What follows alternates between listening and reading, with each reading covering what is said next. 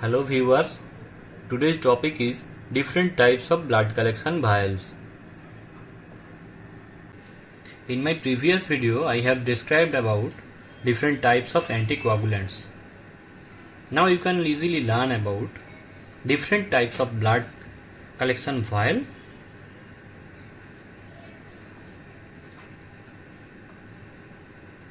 This red cap vial is known as CLOT vial, and it doesn't contain any anticoagulants. You can easily see that here is CLOT activator. One important thing I would like to describe you that here is a mark. Here is a mark, and besides this mark it is indicated that 4 ml. That means 4 ml of blood is required.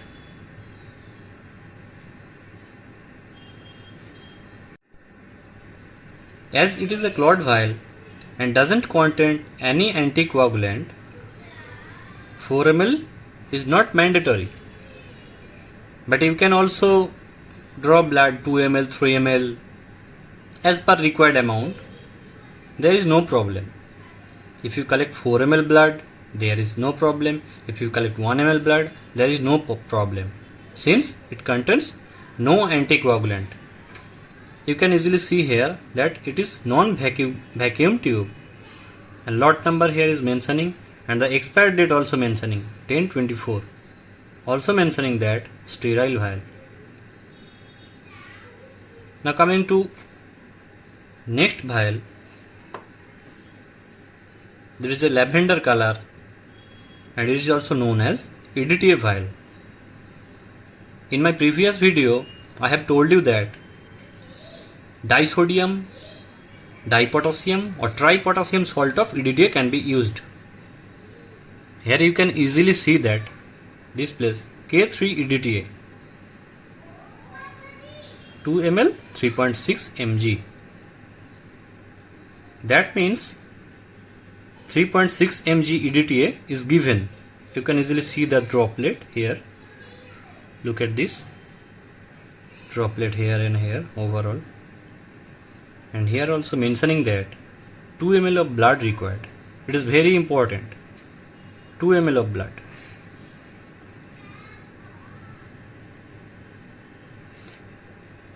It contains tripotassium EDTA, ethylene diamine tetraacetic acid. You can easily see that the anticoagulant is everywhere.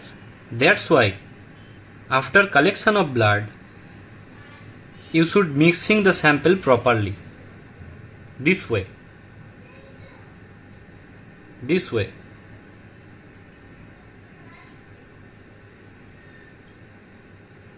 Mixing is very important in any anticoagulated vial, because the mixing ensures the mixing of all anticoagulant with blood, and blood doesn't clot. Okay. Now coming to third one, this is sodium fluoride vial, or you can also say sugar vial. Here is, you can see that sodium fluoride as an anticoagulant, and 2 ml blood is required. Here is the mark. And look at this vial, sodium fluoride inside the vial. It is mentioning lot number and expiry date also. Obviously it is a sterile sodium fluoride.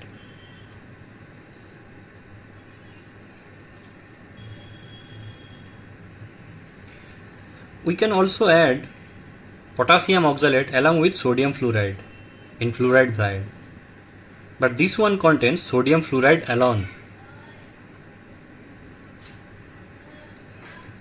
Now coming to fourth vial, sky color cap. This is sodium citrate vial or citrate vial. And Here is the portion. Look at this. 3.2% trisodium citrate is used in this vial.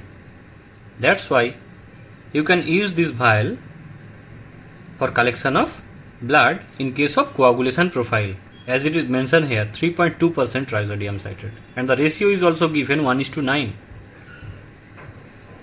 And look below, 1.8 ml, and here's the mentioning mark.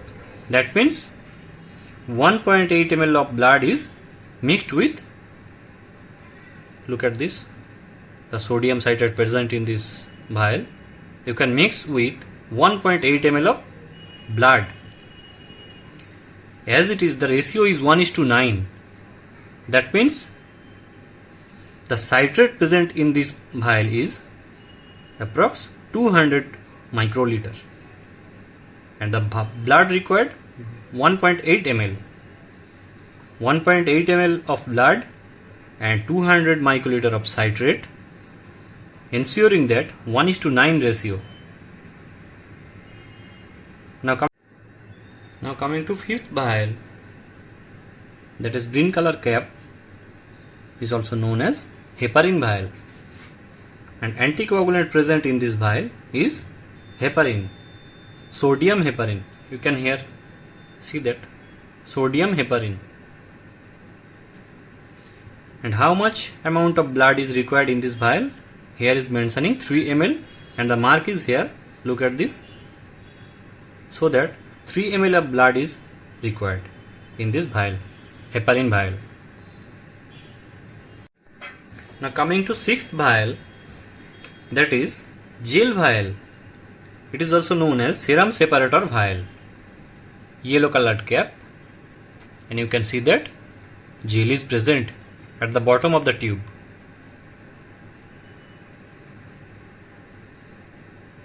Here you can easily see that 4 ml of blood is required. 4 ml of blood, and here is the mark. Up to this mark you have to draw the blood. When you collect the blood in this vial, after that mark, and when the coagulation process is started, that means clotting has started, you can centrifuge this tube. After centrifugation, the cellular material comes to the below as it is heavier, and the gel comes in the middle, and serum is separated at the upper level of the tube. That means this gel separates both serum and cellular material. Cellular material gets below, serum is the upper portion, and the middle is gel. Gel is the separator. That's why it is known as serum separator tube.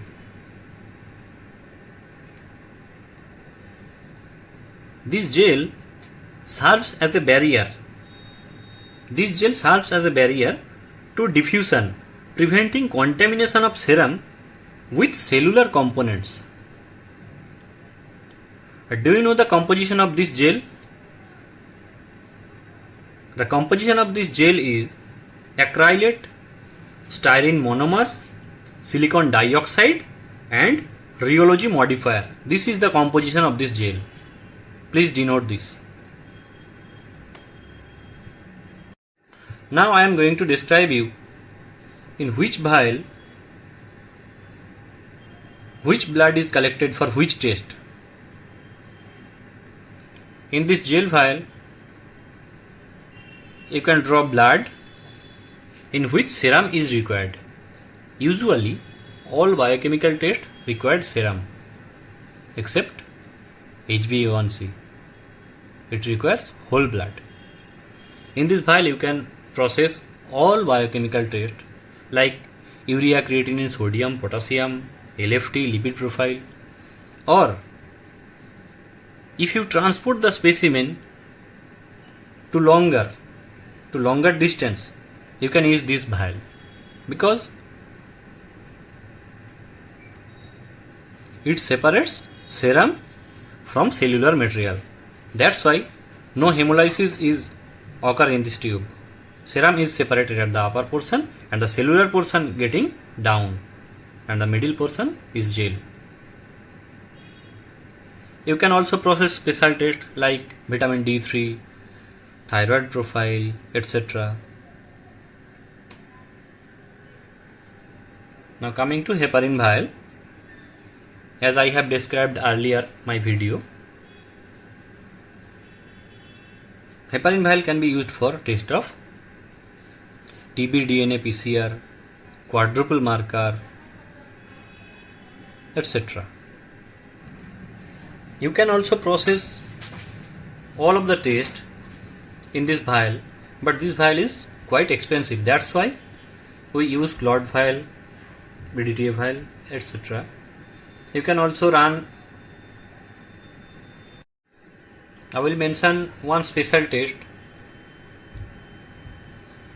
osmotic fragility. For osmotic fragility, heparin blood is required. Now coming to citrate vial, coagulation profile. I have mentioned earlier in my video, coagulation profile like P time, APTT, D-dimer, fibrinogen degradation product or FDP is, for those tests, blood is collected in citrated vial. Now fluoride vial or sugar vial, as you can say. Sugar sample is usually collected in this vial. It may be for PP, for fasting, for random. You can draw blood for sugar in this fluoride vial. Now coming to EDTA vial. This vial is used for CBC, ESR, Ammonia, for MPDA, for peripheral smear,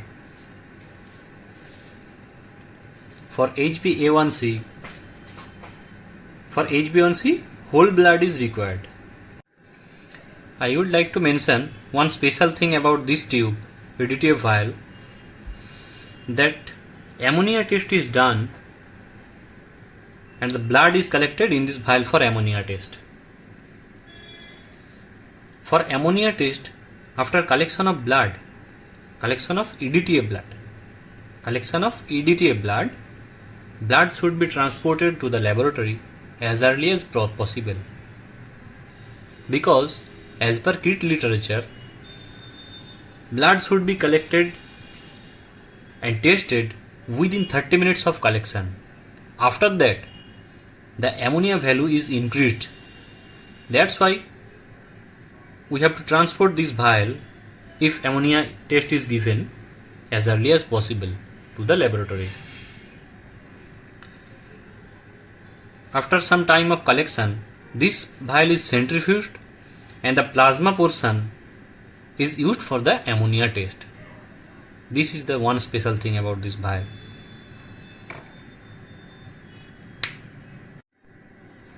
Now at the last, the CLOT vial or CLOT activator vial. It is used for the test of usually routine biochemical test and serological test, and those tests in which required serum. As this vial contains no anticoagulant, after collection of blood, the blood is coagulated. The blood is coagulated and the serum is released from the coagulated blood. At the end, I would like to describe one thing. All these 4 anticoagulant vial versus these vial. Anticoagulants. After collection of blood in this vial, the blood is coagulated. And which part of the blood is released, yellowish portion, is known as serum. And in these 4 anticoagulated vial, here anticoagulant is present, all of those vials, in this 4th vial.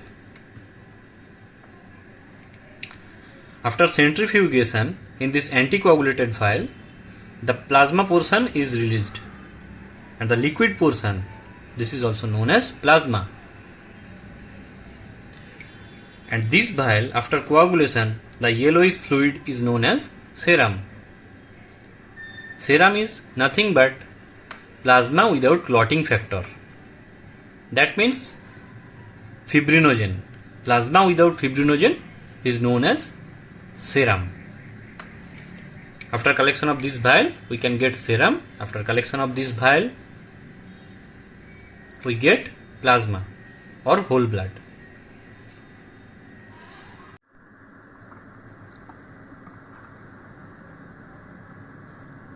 Look at this.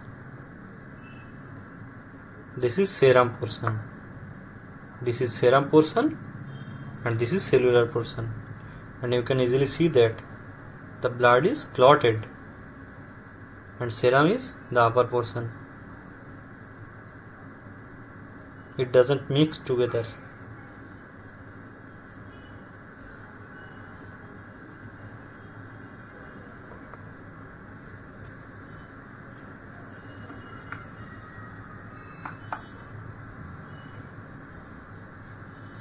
And here it is, the sugar vial in the, you can see the fluid portion, liquid portion is known as plasma. And the blood is not clotted as it contains anticoagulant. You can see this.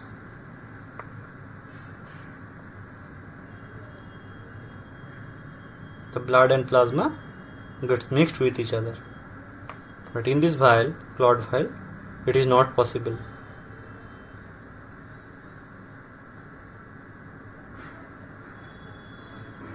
Look at this.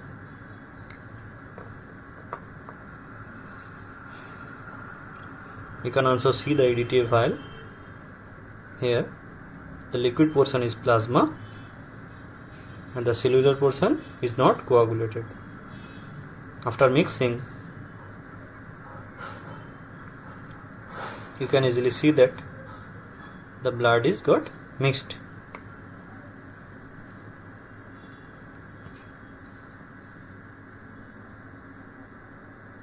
Thank you for watching.